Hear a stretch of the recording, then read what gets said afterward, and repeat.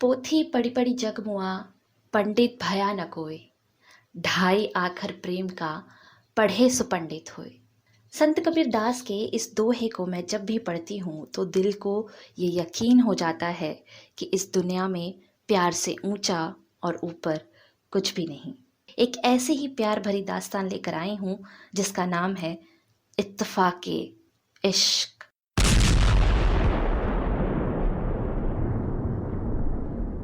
ये कहानी ऐतिहासिक और सत्य घटनाओं पर आधारित है।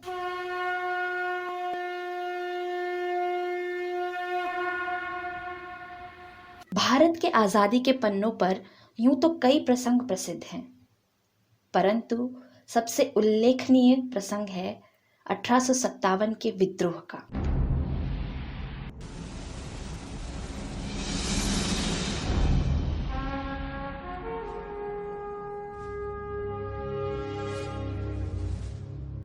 ये वो वक्त था जब भारत के भिन्न भिन्न प्रांतों में आजादी के लिए आवाज उठाने के कारण न जाने कितने ही लहू बहे।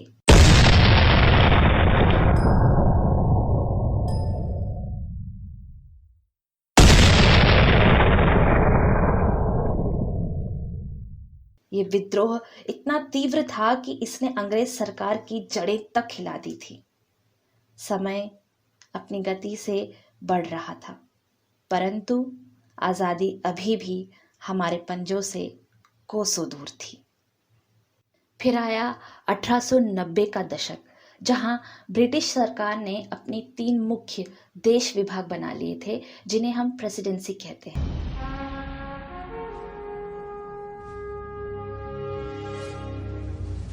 बॉम्बे प्रेसिडेंसी, मद्रास प्रेसिडेंसी और कलकत्ता प्रेसिडेंसी। बॉम्बे प्रेसिडेंसी के शासन के अंतर्गत महाराष्ट्र के तहसील सावंतवाड़ी में उन दिनों खेम सावंत का राज्य स्थापित था और वहां से 13 किलोमीटर की दूरी पर स्थित छोटे से गांव सोनुरली में इस कहानी की शुरुआत हुई थी।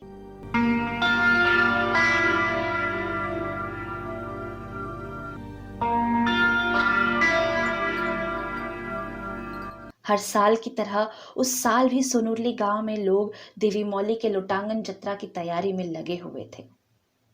ये जत्रा दिवाली के पश्चात तुलसी पूजा के अगले ही दिन निकाली जाती थी। लोटांगन जत्रा के महाउत्सव की गूंज चारों ओर थी।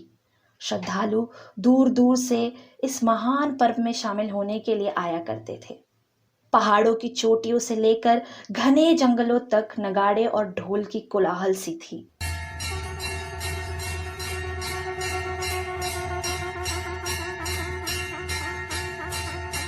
देवी मौली के लोटांगन जत्रा से उस दिन वो शाम बहुत ही सुहानी लग रही थी। बादलों में चांद और उसकी चांदनी भी मानो जैसे अपने ठंडक से अपनी खुशी जाहिर कर रहे हों। कुछ पल बाद घनघोर अंधेरा छा गया। रात के उस काले भवंडर में भी जो सबसे प्रभावशाली, प्रबल और अलौकिक तेज से लोगों को मंत्रमुग्ध कर रही थी, वो थी काले चट्टान में खुदी हुई प्राचीन देवी महिषासुर मर्दिनी की मूर्ति। कहते हैं ये मूर्ति तब से यहाँ स्थित है जब से इस पृथ्वी पर पांडव थे। तलवार, ढाल और त्रिशूल धारिणी देवी के उस रूप का तेज देखते ही बनता था।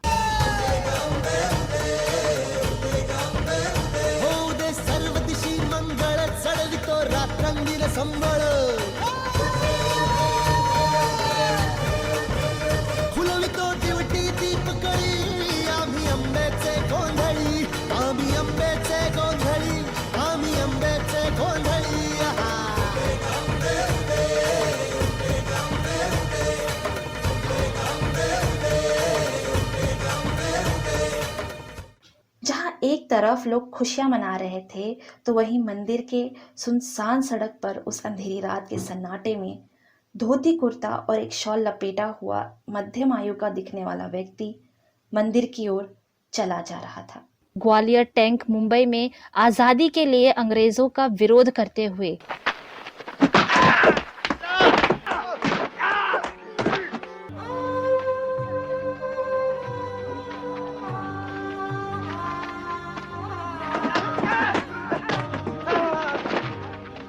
अंग्रेजों के लाठी चार्ज से जख्मी होने के कारण वो लंगड़ा रहा था। आज़ाद हिंद फौज में शामिल होने से पहले वो सावंतवाड़ी अपने परिवार से मिलने आया था।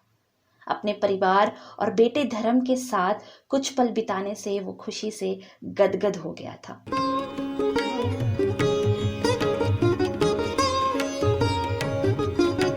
परंतु उसके रगों में आज़ादी की जो लहर थी, उसकी स्वयं की खुशी से बढ़कर थी। और इसी के चलते अपने स्वार्थ को पीछे भूल वो आज़ादी की जंग के लिए अपने घर से चल पड़ा।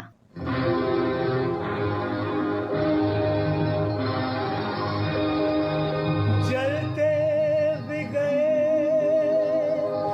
कहते भी गए, आजादी के परवाने। जीना तो उसी का जीना है, जो मरना वतन पे जाने।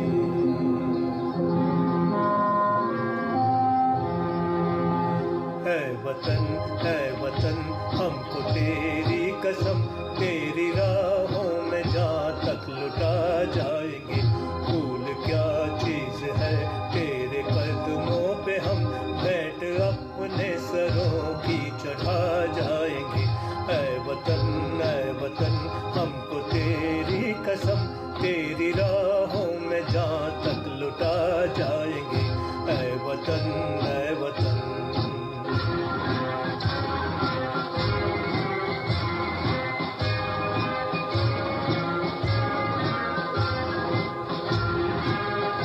कोई पंजाब से, कोई महाराष्ट्र से, कोई यूपी से है, कोई बंगाल से।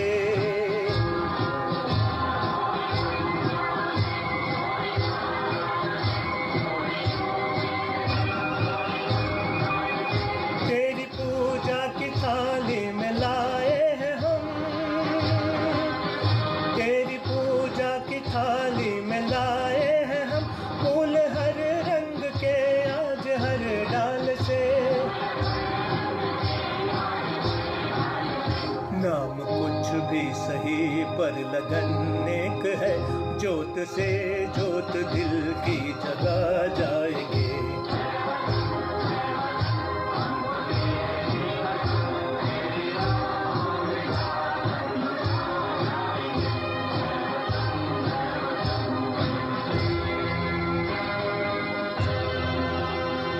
अपने दल से मिलने की आस में राम के उस अंधेरे में लंगड़ाता हुआ चला जा रहा था कि अचानक घोड़े पर सवार एक दूसरा व्यक्ति उसके समक्ष आकर खड़ा हो गया।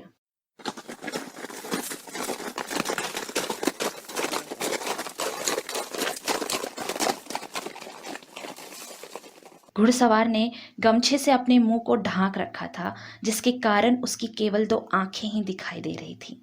रामकी ने देखा कि एक लंबा चौड़ा आदमी कवच पहने गठरी में कुछ लिए खड़ा है। इससे पहले कि वो उससे कुछ पूछता, उस घुड़सवार ने वो गठरी रामकी के हाथों में थमा दी और क्षण भर में उसकी आंखों से ओझल हो गया।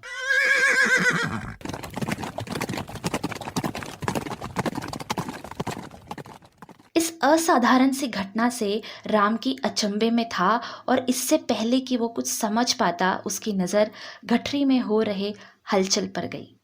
गठरी में एक छोटी सी बच्ची अपने नन्हे नन्हे हाथों और पैरों से अटखेलियां कर रही थी।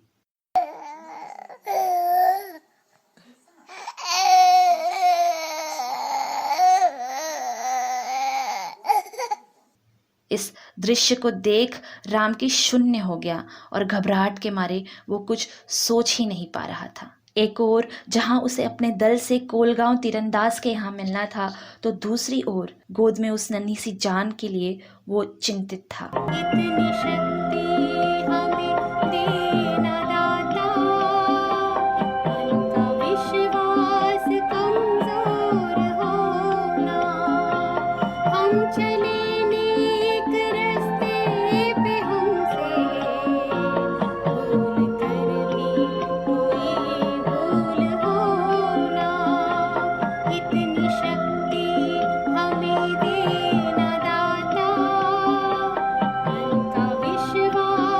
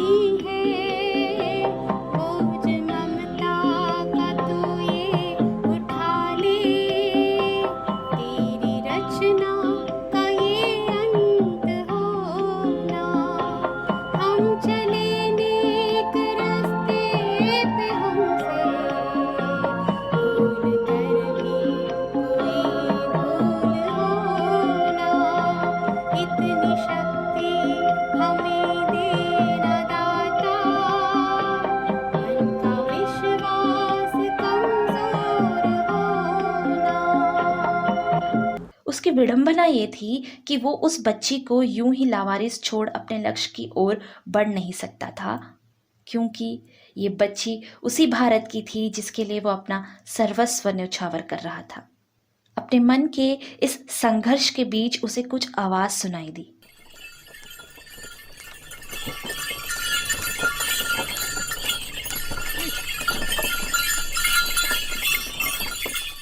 उसने मुड़कर देखा तो बैलगाड़ी पर सवार कुछ श्रद्धालु देवी मौली के मंदिर की ओर लोटांगन जत्रा के महाउत्सव के लिए जा रहे थे। रामकी ने उनसे सहायता मांगी।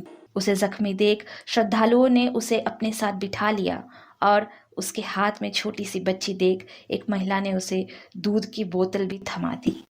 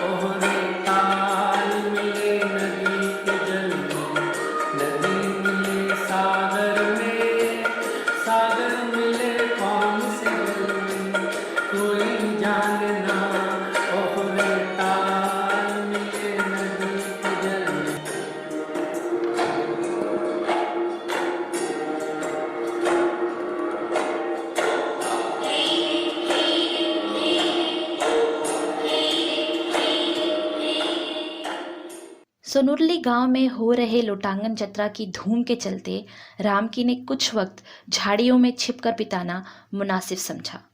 वो मंदिर से कुछ ही दूर पर झाड़ियों के बीच जख्मी हालत में उस बच्ची के साथ छिप गया। कुछ देर बाद भूख से बिलखते हुए जब वो रोने लगी तब उसने लोरी गाकर उसे दूध पिलाया। ओ लल्ला लल्ला लोरी, दूध की कटोरी, दूध में बताशा, मुन्नी करे तमाशा।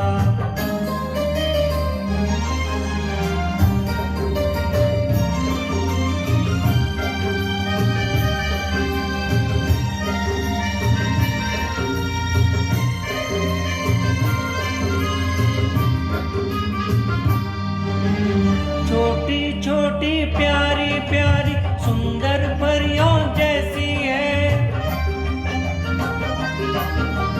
छोटी छोटी प्यारी प्यारी सुंदर परियों जैसी है।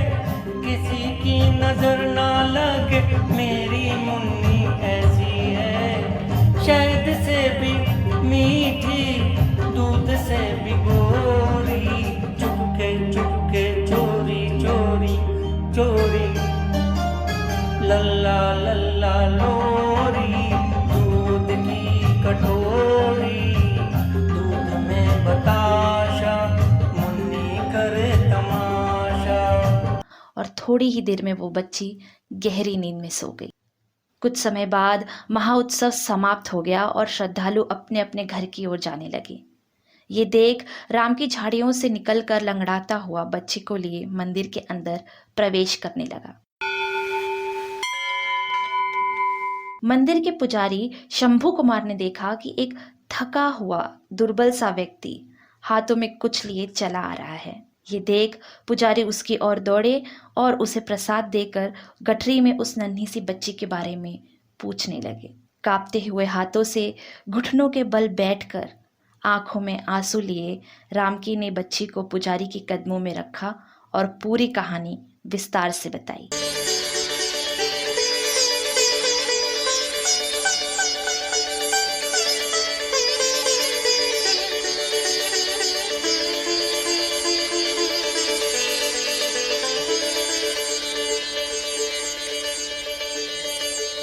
तू प्यार का सागर है, तू प्यार का सागर है, तेरी एक बूंद के प्यासे हम, तेरी एक बूंद के प्यासे हम, लौटा जो दिया तूने, लौटा जो दिया तूने, चले जाएंगे जहाँ से हम, चले जाएंगे जहाँ से हम। प्यार का सागर है, तू प्यार का सागर है, तेरी एक बूंद के प्यासे हम, तेरी एक बूंद के प्यासे हम, प्यार का सागर है।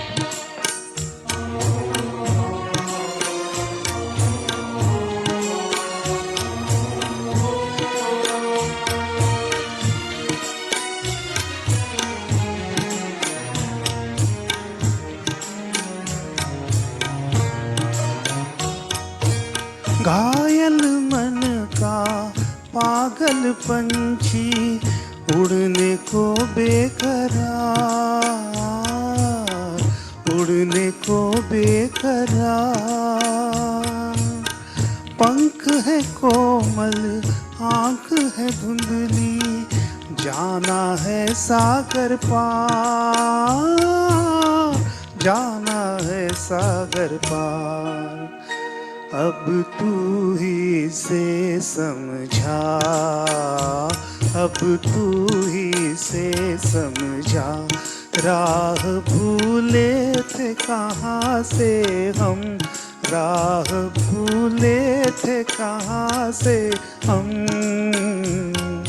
प्यार का सागर है, तेरी एक बूंद के प्यासे हम, तेरी एक बूंद के प्यासे हम, प्यार का सागर है। उसकी ये व्यथा सुन पुजारी ने उसे सांत्वना दिया और कहा, तुम इस बच्ची को मेरे पास छोड़कर अपने लक्ष्य की पूर्ति के लिए निसंकोच भाव से जा सकते हो। ये सुन रामकी के मन का बोझ जैसे मानो उतर गया। रामकी को ये भी संदेह था कि बच्ची शायद नेत्रहीन है और ये बात उसने पुजारी से कही। ये सुन पुजारी शंभू कुमार ने रामकी को ये आश्वासन दिया कि गांव के सभी लोग अच्छे हैं और इस बच्ची के पालन पोषण में कभी कोई कमी नहीं आएगी। अब चूंकि वो बच्ची भारत देश की थी, इसलिए रामकी और शंभू कुमार ने उस बच्ची का नाम भारती रख दिया और जल्द ही वापस लौटने का वादा करके रामकी अपने दल से मिलने के लिए वहां से चला गया।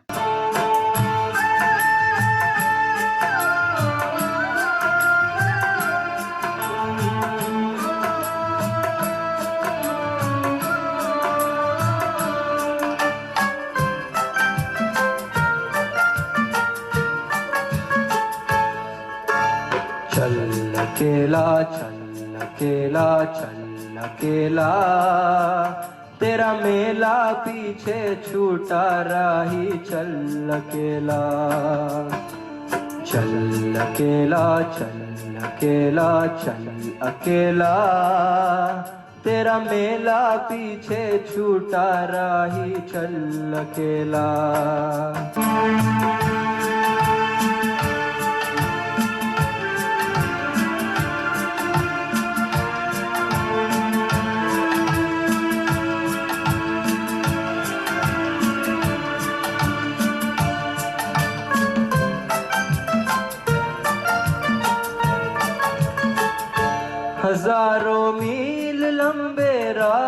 रास्ते तुझको बुलाते।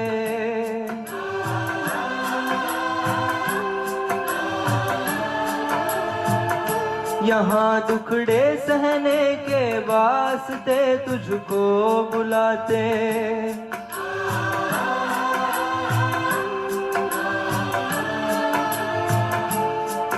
है कौन सा वो इंसान यहाँ पर जिसने दुख ना झेला।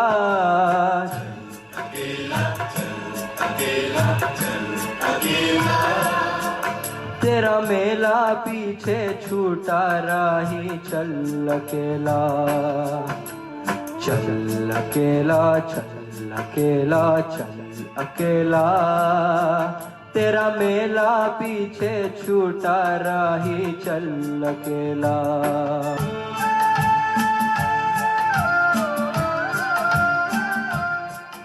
उस रात को बीते अब पूरे 18 वर्ष हो चुके थे।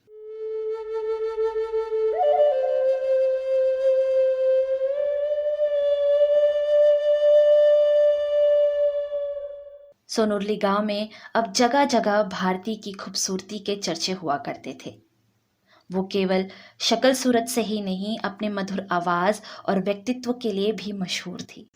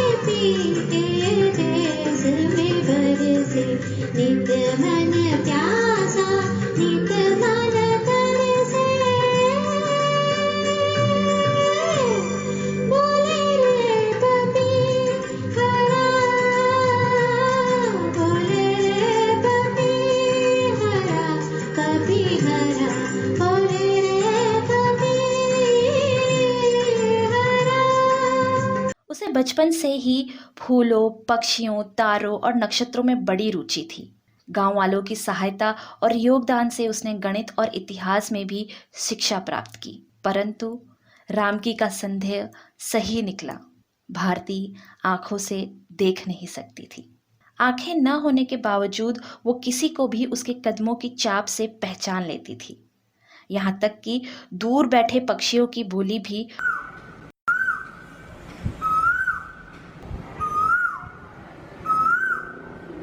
वो झट से पहचान जाती। एक दिन देवी मौली के मंदिर में एक नौजवान लड़का एक महिला को लिए दर्शन के लिए आया।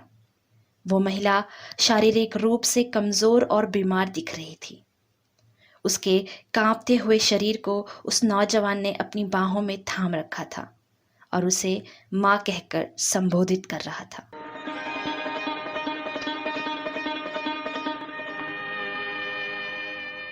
उन दोनों ने देवी मौली के दर्शन किए और आराम गृह की ओर चले गए। कुछ देर अपनी माँ को आराम करता देख वो व्यक्ति पुनः मंदिर में आया और शंभू कुमार से अपना परिचय देने ही वाला था कि उसे एक मधुर आवाज़ सुनाई दी। वो आवाज़ उस नौजवान को इतनी मनमोहक लगी कि वो कुछ देर उसकी आवाज़ में ही खो गया।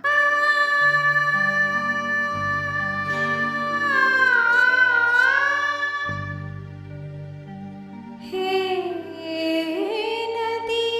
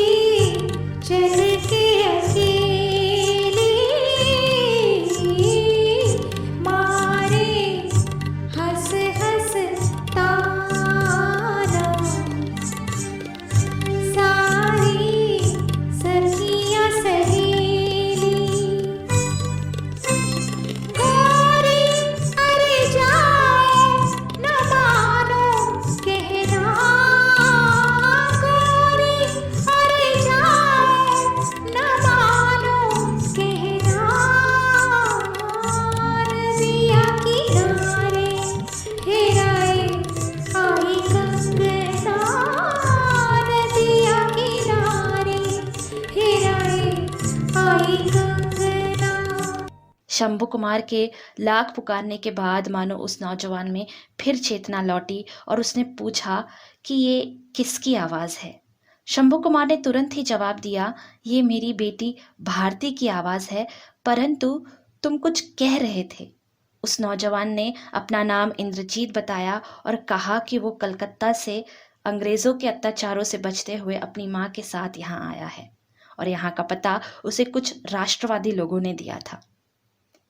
इंद्रजीत के पिता बिस्वजीत चैटर्जी उन दिनों अपने देशभक्ति के गीतों के लिए जाने जाते थे और इसी के चलते इंद्रजीत और उसकी माँ को अंग्रेज सरकार के जुल्मों को उठाना पड़ रहा था। इंद्रजीत ने शंभू कुमार से अपनी माँ की दशा बताई और डॉक्टर के इंतजाम के लिए उनकी सहायता मांगी।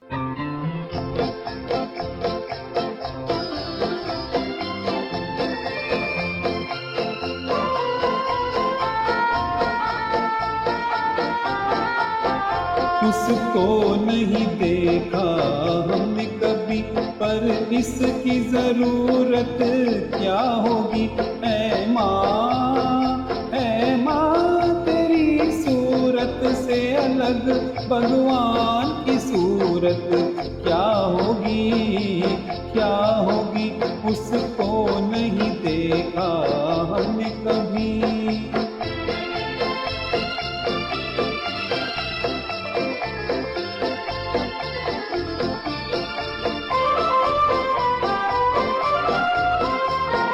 इंसान तो क्या देवता भी आंचल में पले तेरे, है स्वर्ग इसी दुनिया में कदमों के तले तेरे। ममता ही लुटाए जिस पे नयन को, ममता ही लुटाए जिस पे नयन, ऐसी कोई मूरत क्या होगी। ऐ माँ तेरी सूरत से अलग भगवान की सूरत क्या होगी, क्या होगी। उसको नहीं देखा हमने कभी। इंद्रजीत की माँ बुखार से तप रही थी। डॉक्टर के आने तक शंभू कुमार और भारती ने इंद्रजीत की माँ अपर्णा देवी के पैरों में मालिश की और उन्हें काढ़ा पिलाया। डॉक्टर ने अपर्णा देवी के लिए कुछ दवाइयाँ दी और उनका पूरा ध्यान रखने को कहा। गांव के लोगों ने उनकी खूब सेवा की, परंतु 2 हफ्तों के पश्चात उनका निधन हो गया।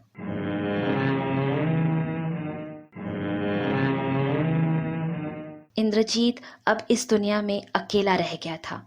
उसे अपना जीवन शून्य के भांति दिखाई दे रहा था।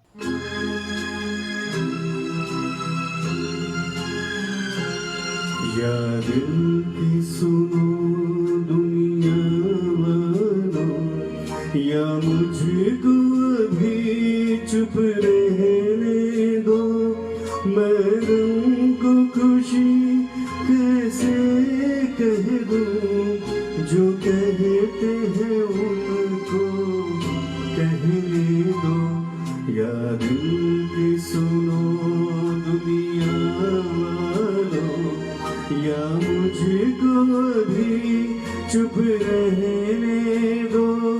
मैं गम को खुशी कैसे कह दूं, जो कहते हैं उनको कहने दो। या दिल की सुनो दुनिया वालों।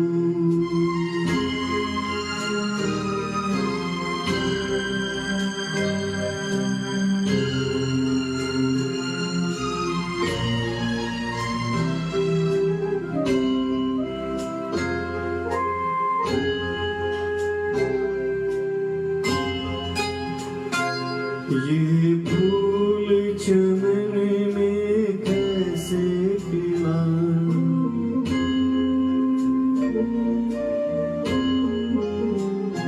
ये फूल चमन में कैसा खिला। माली की नजर में प्यार नहीं, हंसते हुए क्या क्या देख लिया।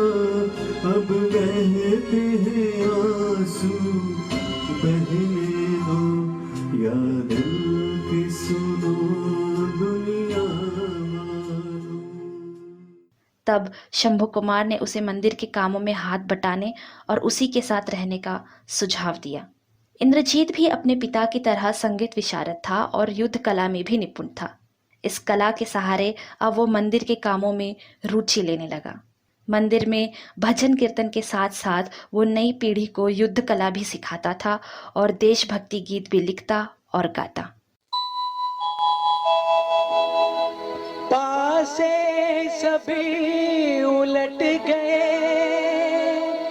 दुश्मन की चाल के, अक्षर सभी पलट गए भारत के बाल के। मंजिल पे आया मुल्क हर बला को टाल के, सदियों के बाद फिर उड़े बादल गुलाल के। हम लाए हैं तूफान से किश्ती निकाल के, इस देश को रखना मेरे बच्चों संभाल के। हम लाए हैं तूफान से किश्ती निकाल के, इस देश को रखना मेरे बच्चों संभाल के। तुम ही भविष्य हो मेरे भारत विशाल के, इस देश को रखना मेरे बच्चों संभाल के। हम लाए हैं तूफान से किश्ती निकाल के, इस देश को रखना मेरे बच्चों संभाल के।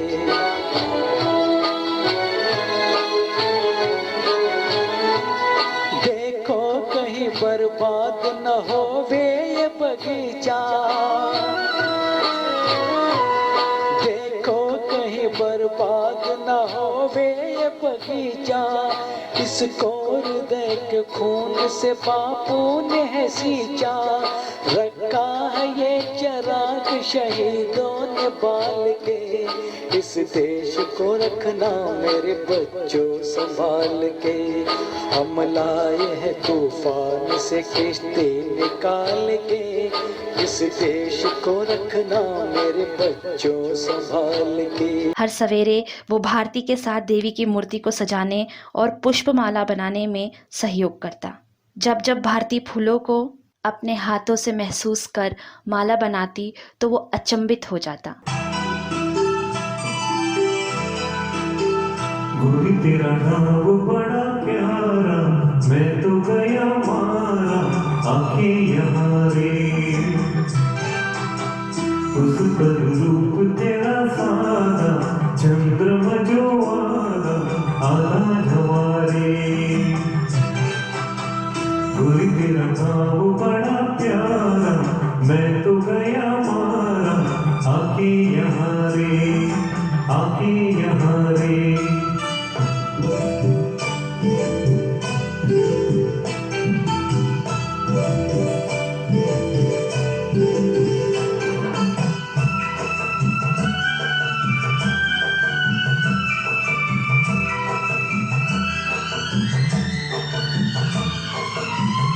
रंग बिरंगे फूल खिले हैं, लोग भी फूलों जैसे। आ जाए एक बार यहाँ जो जाएगा फिर कैसे। झर झर झरते हुए झरने मन को लगे हरने, ऐसा कहाँ रे, ऐसा कहाँ रे। उस पर रूप तेरा सादा, चंद्रमा जो आधा आधा झवारे।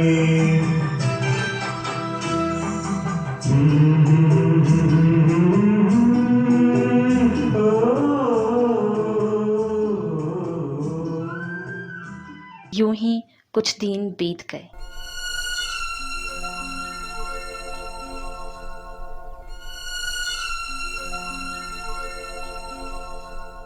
भारती और इंद्रजीत में अब एक गहरे रिश्ते ने जगह बना ली थी।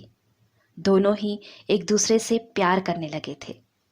एक कवि होने के नाते इंद्रजीत भारती के लिए प्यार भरे नगमे लिखता और उन्हें रात की चांदनी में जब दोनों अकेले बैठते तब उसे गाकर सुनाता। दम भर जो उधर मुँह फेरे,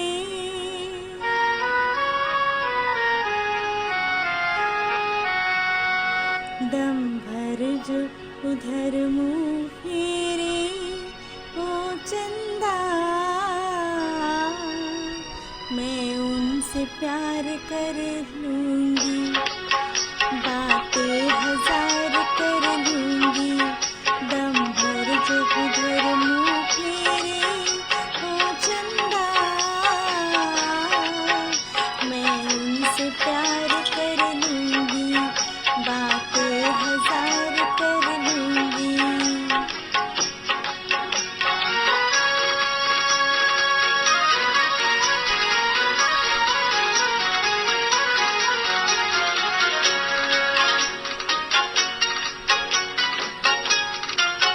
दिल करता है प्यार के सजदे, दिल करता है प्यार के सजदे, और मैं भी उनके साथ चांद को चंदा रोज ही देखे। मेरी पहली रात हो, मेरी पहली रात, बादल में अब छुप जा रे, ओ चंदा मैं उनसे प्यार कर लूँगी, बातें हजार कर लूँगी। दम भर जो इधर मुँह फेरे,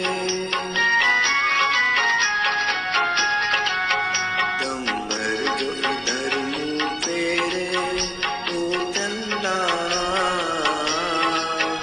मैं उनसे प्यार कर लूँगा, नजरें तो चार कर लूँगा।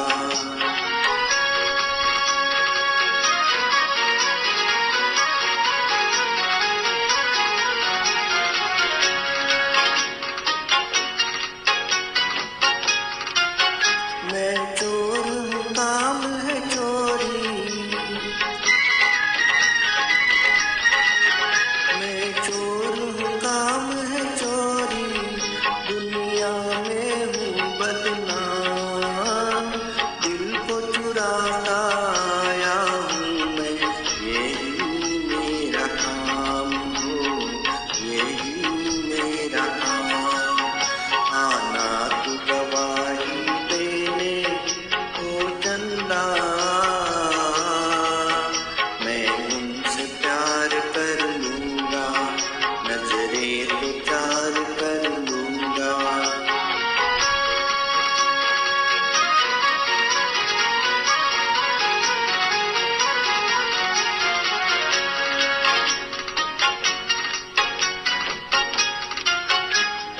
दिल को चुरा के खो मत जाना, दिल को चुरा के खो मत जाना, राह न जाना भूल, इन कदमों से कुचल न देना, मेरे दिल का फूल हो, मेरे दिल का फूल। ये बात उन्हें समझा दे, ओ चंदा मैं उनसे प्यार कर लूँगी, बातें हजार कर लूँगी।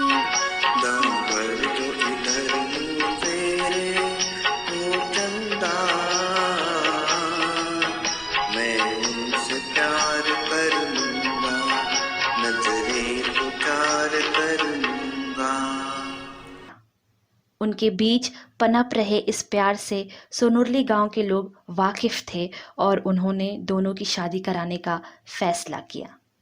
शादी की तैयारी धूमधाम से चल रही थी।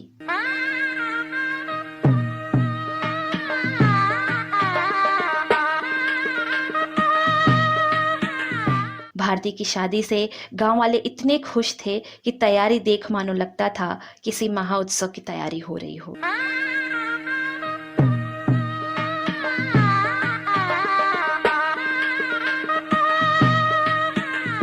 इसी जश्न के बीच कुछ राष्ट्रवादी लोग मंदिर में आए और उन्होंने इंद्रजीत के बारे में पूछा। वे लोग मद्रास में होने वाले स्वतंत्रता सेनानी की बैठक के लिए जा रहे थे। उन्होंने इंद्रजीत से उनके साथ चलने और बैठक में देशभक्ति गीत गाने के लिए अनुरोध किया। इस बैठक में गांधी जी, नेहरू जी और अनेक स्वतंत्रता सेनानी शामिल होने वाले थे। इंद्रजीत ने अपनी शादी से बढ़कर कार्यक्रम में शामिल होना ज़्यादा मुनासिब समझा और उसकी इसी बात से सभी लोग प्रसन्न भी हुए और जल्द लौटकर भारती से विवाह करने के वादे के साथ वो मद्रास के लिए रवाना हो गया।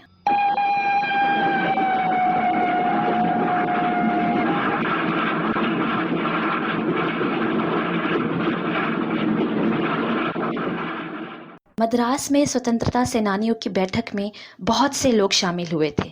इंद्रजीत के गीतों ने लोगों के अंदर आज़ादी की आग को और बढ़ा दिया था।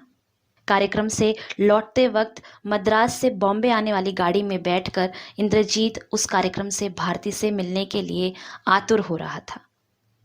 आंखों में अपनी शादी के ख्वाब को लिए वो खुशी से झूमता हुआ आ ही रहा था कि गुंटकल स्टेशन के बाद ही उसकी गाड़ी के कुछ डिब्बे पटरी से उतर गए।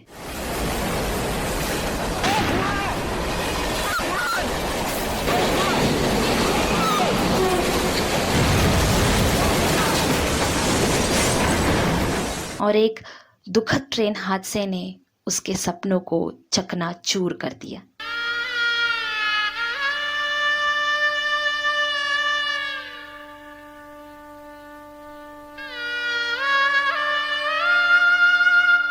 इंद्रजीत के इंतज़ार में अब पूरे 1 साल बीत चुके थे। सोनुरली गांव के लोगों से भारती की दशा देखी नहीं जा रही थी। उस बैठक में गए सभी राष्ट्रवादियों में से भी कोई लौटकर नहीं आया था और इसी के कारण इंद्रजीत के लिए गांव वाले और भारती सभी परेशान थे।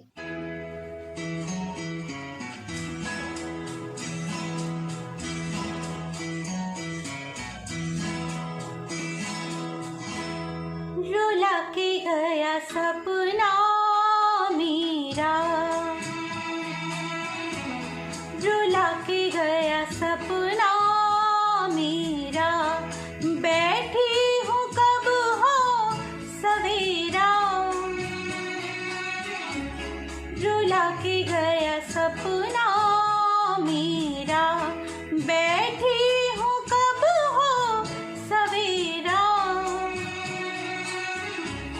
रुला के गया सपना मेरा।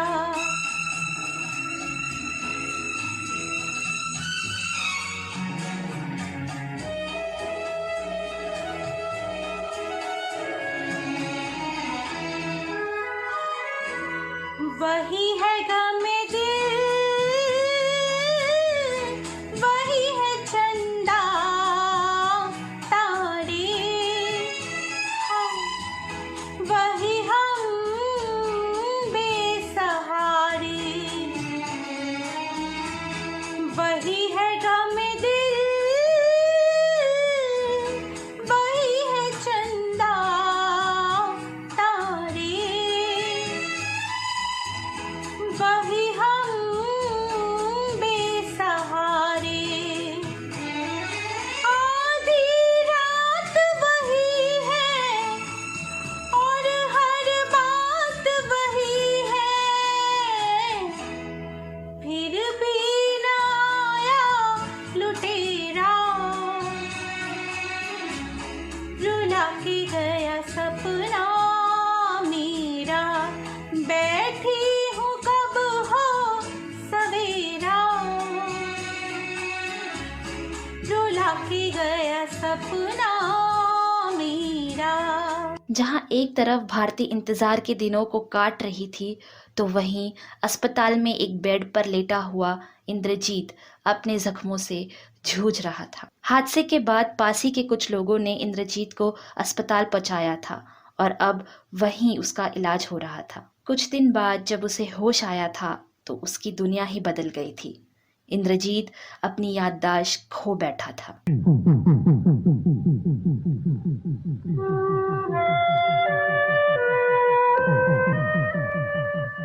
सिवाय इसके कि वो गा सकता है, उसे और कुछ भी याद नहीं था। चराग दिल का जलाओ, बहुत अंधेरा है। चराग दिल का जलाओ, बहुत अंधेरा है। कहीं से लौट के आओ, बहुत अंधेरा है। चराग दिल का जलाओ, बहुत अंधेरा है।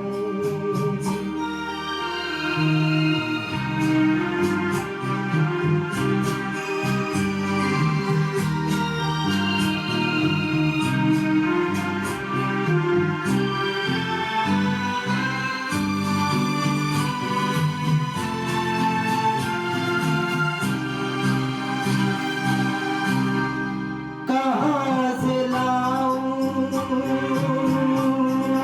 कहाँ से लाऊं वो रंगत कई बहारों की। कहाँ से लाऊं वो रंगत कई बहारों की।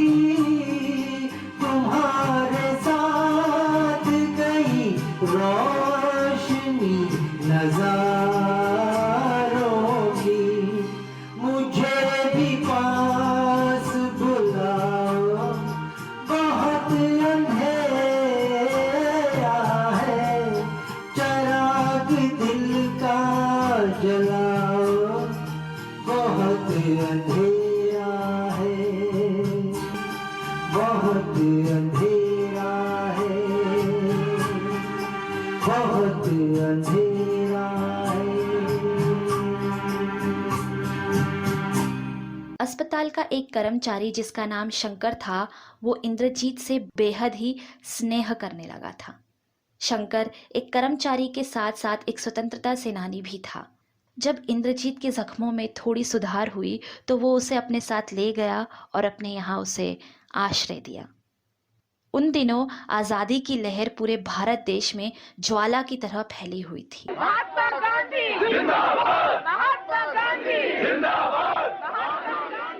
शंकर कुछ और सेनानियों के साथ इकट्ठा रहा करता था। उसने इंद्रजीत को अपने संगठन में देश गीत लिखने और गाने का जिम्मा दिया।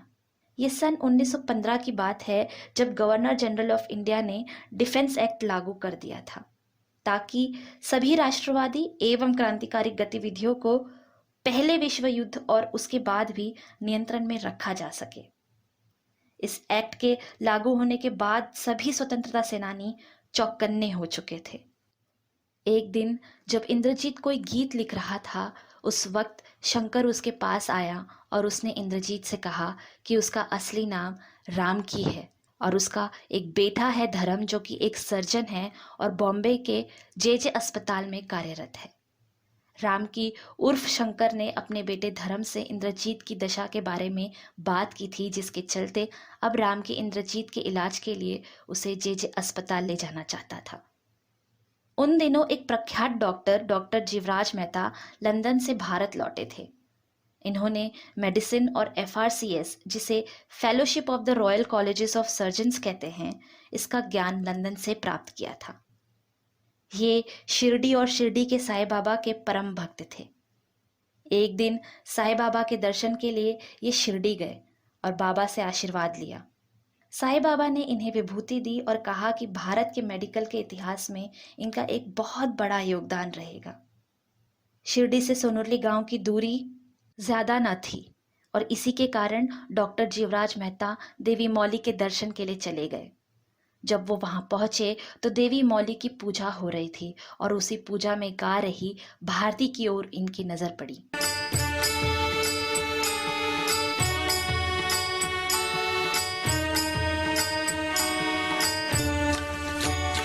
माझी रेणुका माऊली, कल्पवृक्षाची सावली. हो माझी रेणुका माऊली, कल्पवृक्षाची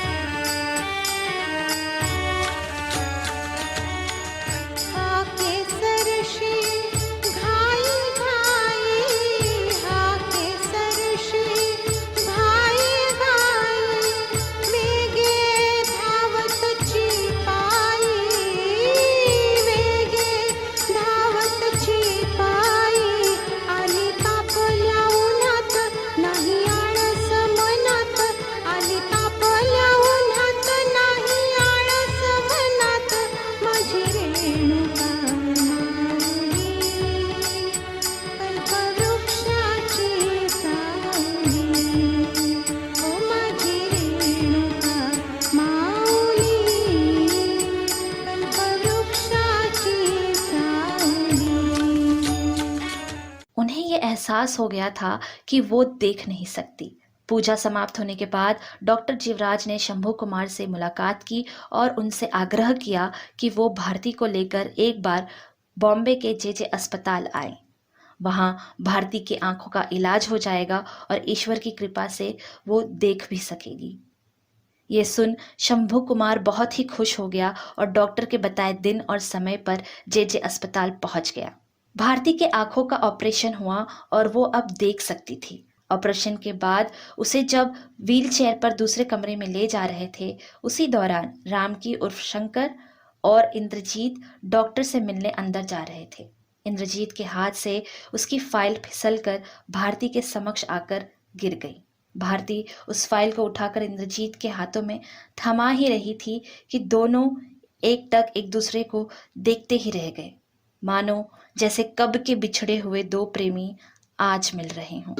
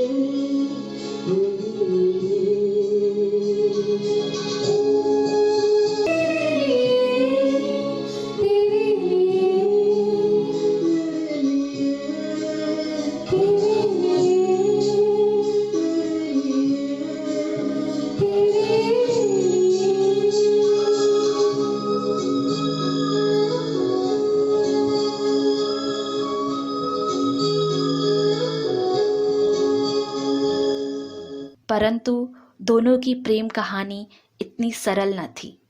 जहाँ याददाश्त न होने के नाते इंद्रजीत भारती को नहीं पहचान पा रहा था, तो वहीं भारती ने कभी इंद्रजीत को अपनी आंखों से देखा ही नहीं था। ये विधि का विधान ही था कि उस वक्त शंभू कुमार भारती की दवाइयाँ लेने के लिए बाहर गया हुआ था और दोनों मिलते ही फिर बिछड़ गए।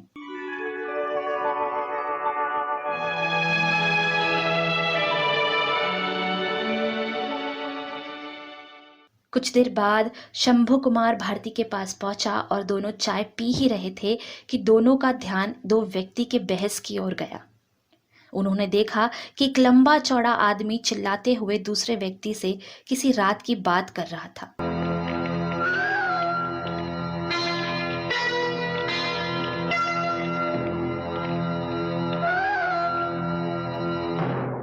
शंभू कुमार ने बड़े ही ध्यान से देखा और उसने रामकी को पहचान लिया था। उसी लंबे चौड़े व्यक्ति के ऊंचे स्वर और प्रवृत्ति से भयभीत होकर वो भारती को लेकर वहां से अपने गांव चला गया। रामकी से बहस करने वाला व्यक्ति और कोई नहीं, वही घुड़सवार था जो लोटांगन जत्रा के दिन उसके हाथों में एक बच्ची थमा गया था और वो रामकी से उसी बच्ची के बारे में पूछ रहा था।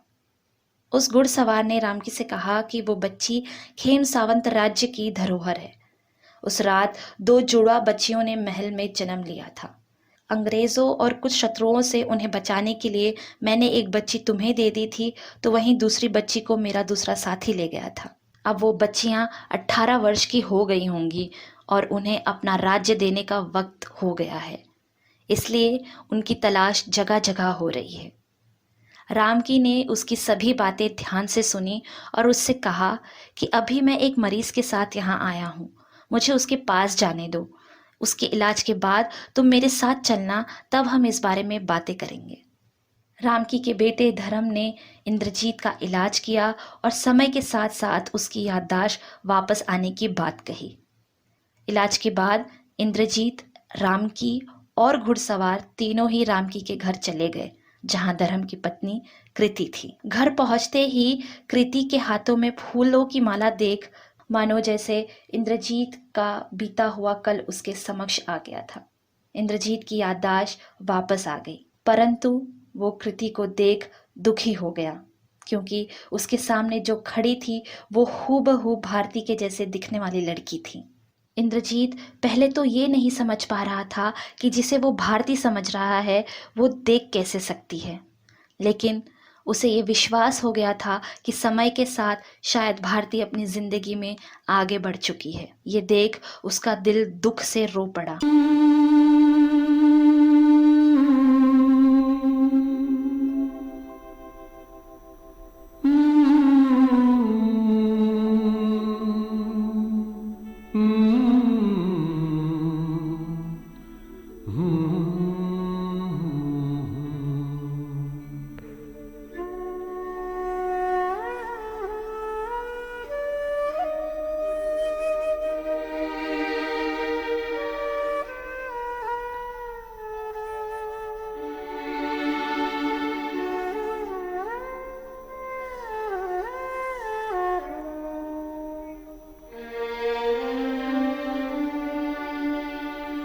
दिल ऐसा किसी ने मेरा तोड़ा, बर्बादी की तरफ ऐसा मोड़ा। दिल ऐसा किसी ने मेरा तोड़ा, बर्बादी की तरफ ऐसा मोड़ा। एक भले मानुष को अमानुष बना के छोड़ा। दिल ऐसा किसी ने मेरा तोड़ा, बर्बादी की तरफ ऐसा मोड़ा।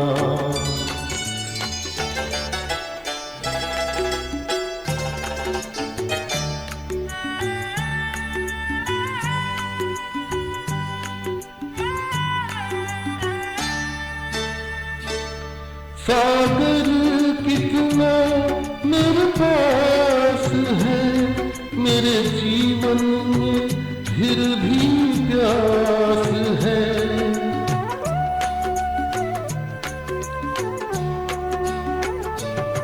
सागर कितना मेरे पास है, मेरे जीवन में फिर भी प्यास है प्यास बड़ी जीवन थोड़ा, अमानुष बना के छोड़ा।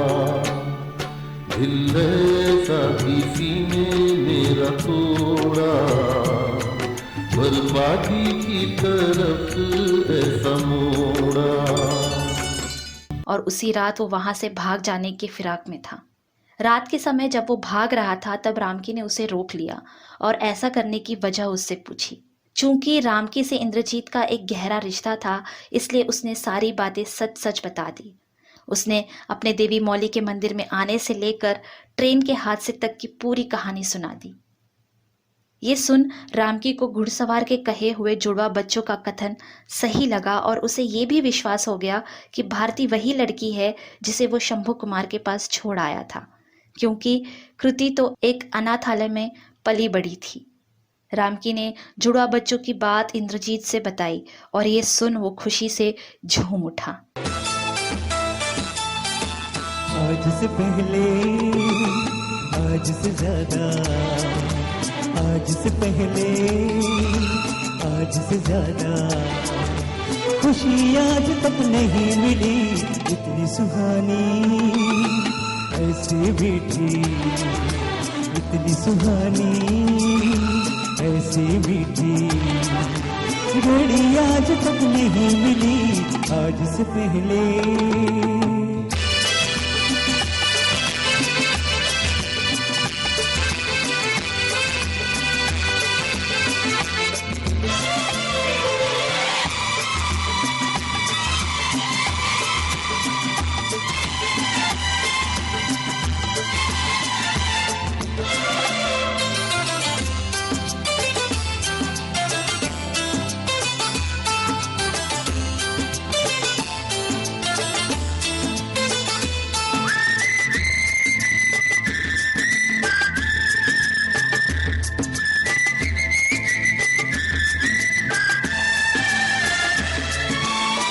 किसको संजो पहिया किस्मत का लेखा, हम जो अचानक मिले हैं।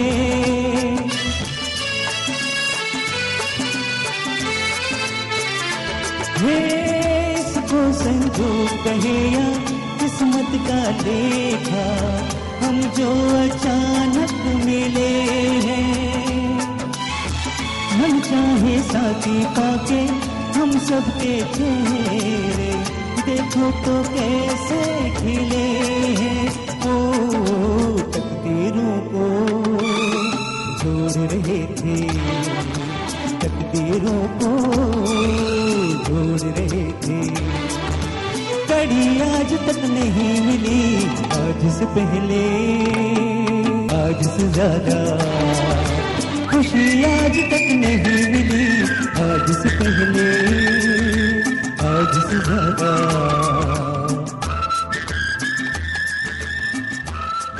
रामकी अगले ही दिन सहपरिवार सहित सोनुरली गांव के लिए रवाना हो गया। यहाँ जेजे अस्पताल से लौटने के बाद शंभू कुमार भारती के लिए चिंतित था और इस भय से मुक्त होने के लिए वो शिरडी के साईं बाबा के दर्शन के लिए चला गया था। उसने गांव वालों से इस बात को गोपनीय रखने के लिए कहा था।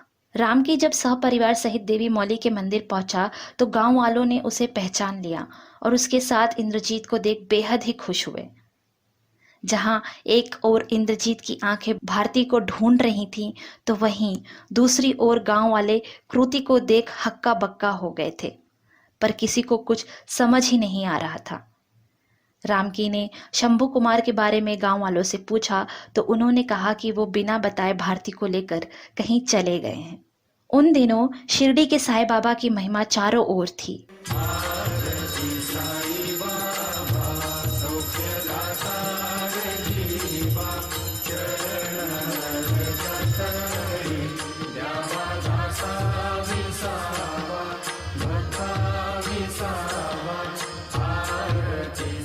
दूर दूर से लोग अपनी समस्याओं का हल पूछने के लिए उनकी शरण में आते और उनके मार्गदर्शन पर चलकर अपनी समस्याओं से निजात पाते।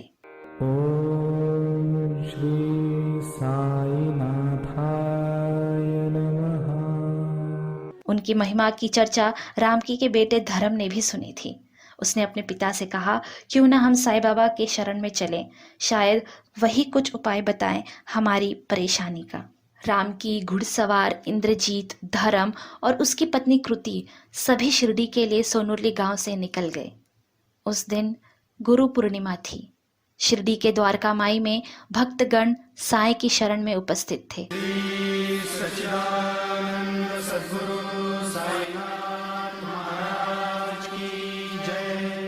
उस भीड़ में शंभू कुमार और भारती भी मौजूद थे। गुरु पूर्णिमा के अवसर पर जब इंद्रजीत रामकी और उसके परिवार के साथ वहां पहुंचा तो वो अपने अंदर के कलाकार को रोक न सका और उसने गाना शुरू कर दिया।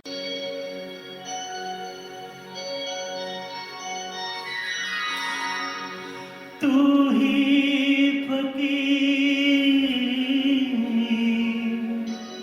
तू ही है राजा, तू ही है साईं, तू ही है बाबा। साईनाथ, साईनाथ, साईनाथ तेरे हजारों हाथ, साईनाथ तेरे हजारों हाथ, जिस जिसने तेरा नाम लिया, जिस जिसने तेरा नाम लिया, तू हो लिया उसके साथ।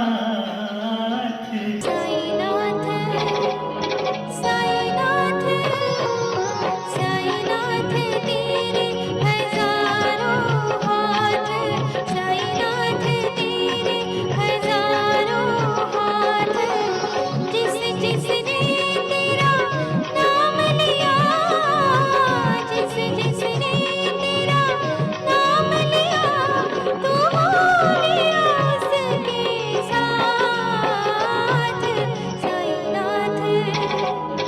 साईनाथ साईनाथ तेरे हजारों हाथ, साईनाथ तेरे हजारों हाथ।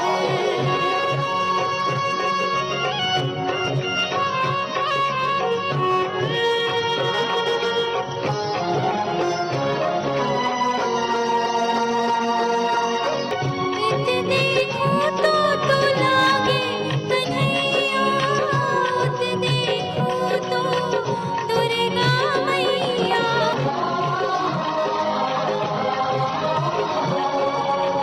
राम नाम की है तू माला, गौतम वाला तुझ में उजाला। साईनाथ साईनाथ साईनाथ तेरे हजारों हाथ, साईनाथ तेरे हजारों हाथ। उसके स्वर लगाते ही भीड़ में मौजूद भारती और शंभू कुमार ने उसकी आवाज पहचान ली और भीड़ में उस आवाज की ओर बढ़ने लगे। वहां पहुंचते ही भारती और इंद्रजीत एक दूसरे को कुछ पल तक निहारते रहे।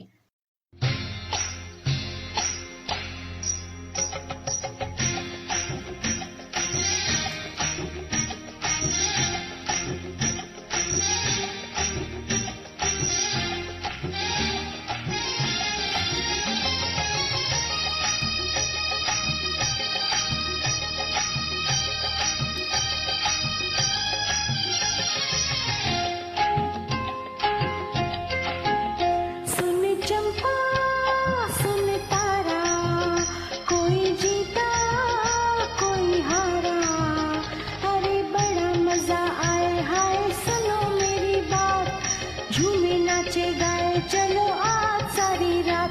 सुन चंपा सुन तारा, कोई जीता कोई हारा, अरे बड़ा मजा आए हाय सुने मेरी बात, झूमे नाचे गाए चलो आज सारी रात। सुन री चंपा सुन तारा।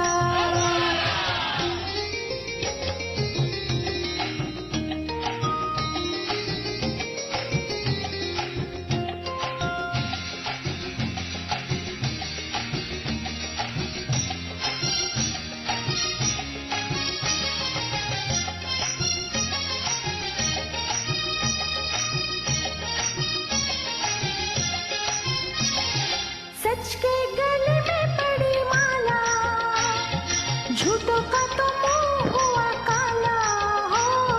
सच के गले में पड़ी माला, झूठों का तो मुंह हुआ काला। कैसे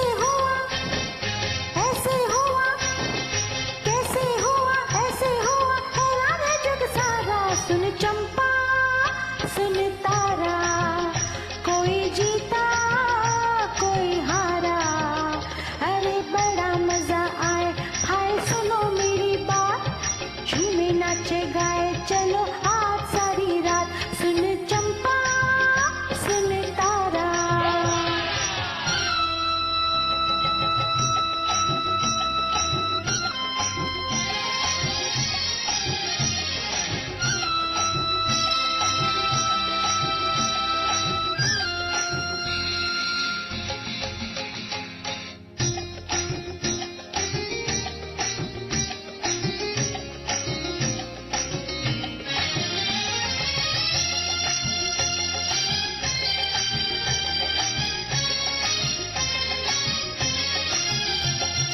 बंदा हूँ मैं तो सीधा साधा, करता हूँ तुमसे मैं ये वादा हो। बंदा हूँ मैं तो सीधा साधा, करता हूँ तुमसे मैं ये वादा। आज से होगा वो दुख मेरा, आज से होगा वो दुख मेरा, दुख है जो तुम्हारा। सुन चंपा सुन तारा। कोई जीता कोई हारा, अरे बड़ा मजा आए हाय सुनो मेरी बात, झूमे नाचे गाए चलो आज सारी रात। सुन री चंपा सुन तारा। दोनों की आंखों से खुशी के आंसू छलक रहे थे।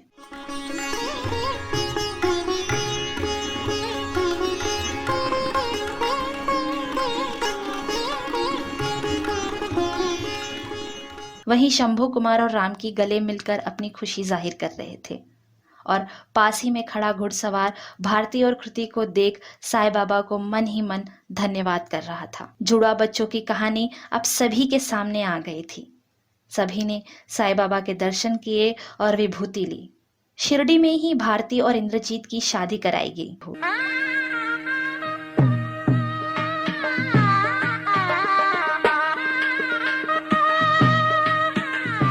दोनों ही खुशी से फूले न समा रहे थे। अब कृति और भारती को उनका सही हक देने का वक्त आ गया था। सभी लोग खेम सावंत के राज्य महल के लिए शिरडी से चले गए। खेम सावंत के उस राज्य महल की खूबसूरती किसी को भी आकर्षित कर सकती थी। इतने लंबे समय बाद उस राज के असली हकदारों का स्वागत बड़े ही धूमधाम से किया गया।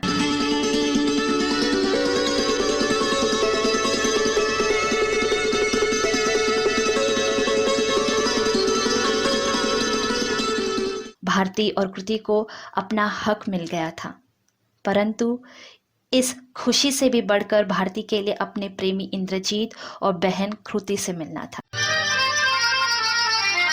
खुशियाँ ही खुशियाँ हो दामन में जिसके, खुशियाँ ही खुशियाँ हो दामन में जिसके, क्यों ना खुशी से वो दीवाना हो जाए। ऐसे मुबारक मौके पे साथी, ऐसे मुबारक मौके पे साथी, पेश दुआओं का नजराना हो जाए। खुशियाँ ही खुशियाँ हो दामन में जिसके, क्यों ना खुशी से वो दीवाना हो जाए।